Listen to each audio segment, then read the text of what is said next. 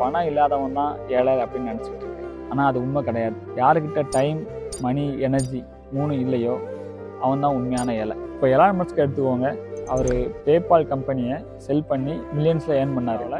அவர் சேஃபாக வாழணும்னு நினைக்கல, ரிஸ்கி டிசிஷன் எடுத்தார்.